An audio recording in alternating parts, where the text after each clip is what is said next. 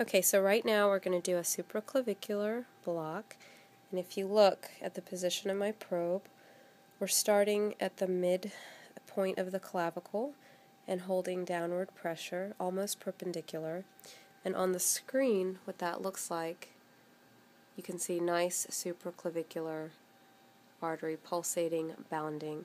Right next to that supraclavicular is the plexus. We're going to bring that ultrasound screen closer. Is there any way you can reach the ultrasound screen, the whole machine, and pull it to you? You just kind of have to sit up. I'll go with you. Sit up and just pull the whole machine as close as you can. Awesome. That'll help. Perfect. And come on back. Okay. So again, nice supraclavicular, nice all the white to the, if you're looking at the screen, all the white to the left is the plexus. Now it's the white that you see, the bright white hyperechoic line that is underneath, that first one, and I'm kind of jiggling it right now in the image. That first bright line, actually Daniel, if you'll hold the camera on the screen, you might want to grab it the other way. Nope. Yep. Can you get it closer to the ultrasound somehow?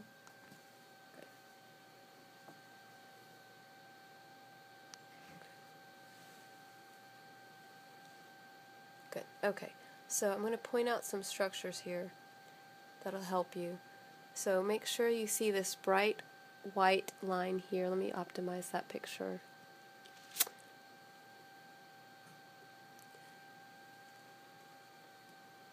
Again, I've lost my picture, so to get it back, I'm just toggling till the lines look right. Okay, so this first bright white line that the supraclavicular literally sits on, there we go, that's the first rib. Actually, I'm sorry, that's the first rib. And this right here is pleura. Take a deep breath, Daniel, and breathe out. And you can see that with holding a breath and breathing out, your pleura will move. So the thing to remember in the supraclavicular, and are we catching all this on camera? Deep breath, and out. It's really hard to appreciate. I'm going to hold this all the way up to the screen. So, good.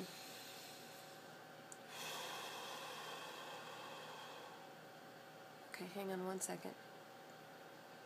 Now, the quality is not so good, but we're looking, he's breathing deep, and you can see that acoustic shadowing right below the supraclavicular. That tells you that that's pleura.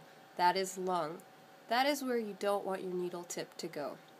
If we scroll out more laterally, that bright white line that I'm going to zoom in on, again, you can see the picture back here, you can see that bright white line, that is the start of the first rib. So in order to get your ulnar nerve roots, when you do this, and again, the nerve roots, I'm going to toggle, get a really good picture of these nerve roots. There we go. The nerve roots are literally sitting next to the artery. And what you want to do is come into that corner pocket. It's a sandwich. It's supraclavicular first rib. You want to come underneath the plexus, depositing your local anesthetic, so you literally peel the artery away from the first rib.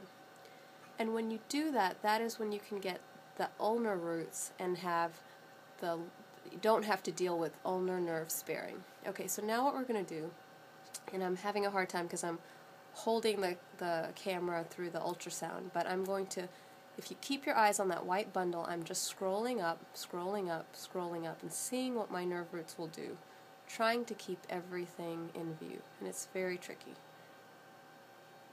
But you can see that just a gentle scrolling up, let me get a nice picture here, how it lines up those nerve roots. And let me get a better picture. I'm going to come back for a minute because it's difficult to do. Okay, we're going to go back to supraclavicular. There we are. Now we're going to scroll up. And just a gentle correction of the hand, scroll, scroll, scroll, takes you from supraclavicular to interscaling. Now we got to optimize this view because you literally want to see the traffic sign symbol, which I'm not seeing here. So I'm just making small, shallow corrections until I see it. And that right there looks pretty good.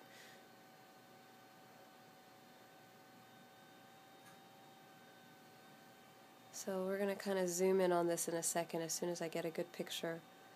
So here we are back at supraclavicular land, and we're going to scroll up, making slight hand adjustments, keeping our plexus in the, there it is, lining up. And this is a great picture. Oops, we're going off. So what you see here, and I'm going to zoom in here, and I'm pressing pretty hard on Daniel. I'm going to zoom in here, and you can see the inner scaling. That's now I've put it in the center of the screen, the inner scaling nerve bundle stacked up like a stop sign, and next to it the scalene muscles coming in. Daniel, can you hold the camera right there very still? Because if you move the camera, then when they're watching it, they're going to have a hard time. So the next thing we're going to do is, are we at the correct level? I see something that looks like inner scaling. How do I know that's inner scaling? We're going to slide medial. Slide, slide, slide medial. And when you slide medial, if you're at the C6 level, you should see the IJ or the carotid. And there we are, both of them. IJ, carotid. Slide lateral. Inner scaling. And my inner scaling is here. Again, I have a lot of artifact. I probably lost some gel. But let me optimize that picture while we're here. Sorry for all the motion. So I'm toggling up, toggling down. And there we are. So scroll medial, IJ and carotid, scroll lateral. Your stop sign is right there. 1, 2, 3. 1, 2, 3. So you would deposit, and I'm going to decrease the depth here. See if we can optimize that view. So you would literally, there we go, that's a nice stop sign. Just going to take it and go even closer so you can see that stop sign. Stop sign, stop sign. I'm toggling, so the images moving are the plexus. Plexus coming into view. And that nice stop sign is what you're going to inject with local anesthetic. Okay, so let's take this from the top and start all over again. We look at our patient and we measure the midpoint of the clavicle. So the clavicle starts here, ends here. I'm at the midpoint of the clavicle. I place my probe on the midpoint of the clavicle, just like that. And I start looking for my supraclavicular artery. Now we're shifting to the screen.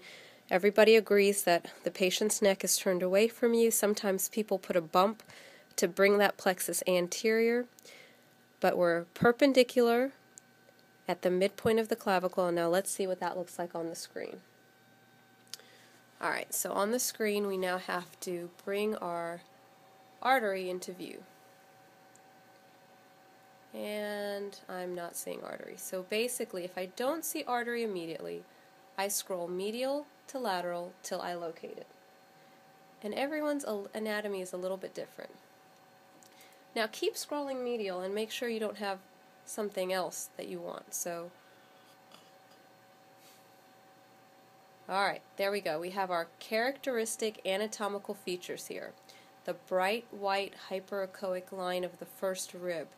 The pleura directly underneath the supraclavicular. Daniel, take a deep breath so they can see the pleura shift.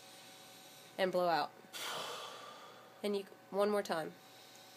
You see all that shadowing and movement? That's the pleura. Okay, so let's optimize our image of the supraclavicular. There we go. So there's our supraclavicular artery. There's the nerve plexus right next to it. Let's zoom in on that. Zoom, zoom, zoom, zoom, zoom. There we go. Plexus sitting on top of the artery. Supraclavicular artery hugging that first rib.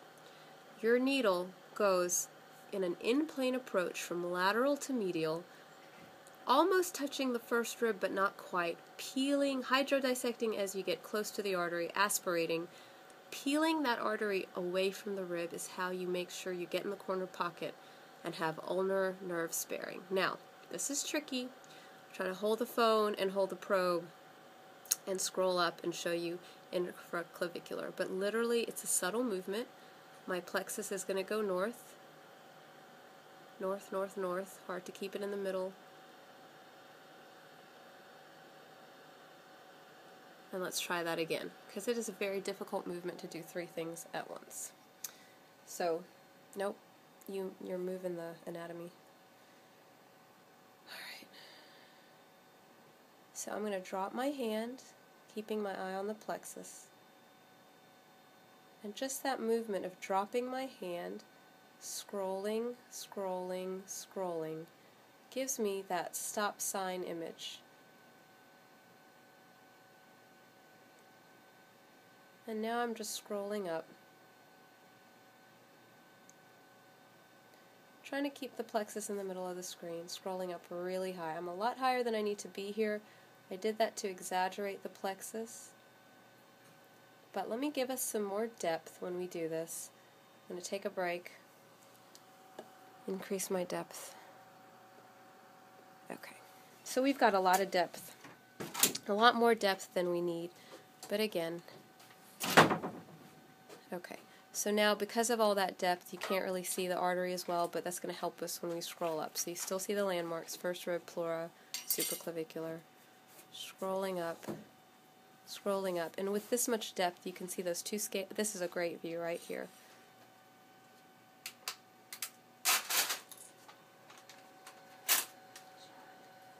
That's Brian in the back. He's eating. Hello. Everyone say hi. Some of us are working here. Okay. Alright, so let's get you guys a good picture again. So we're supraclavicular, alter our hands, scroll up. You see that nice stop sign? You see your scalenes. Now how do you know you're at the right level? Scroll medial. There's your IJ. There's your carotid. Scroll lateral. There's your stop sign. Okay? Enjoy. Try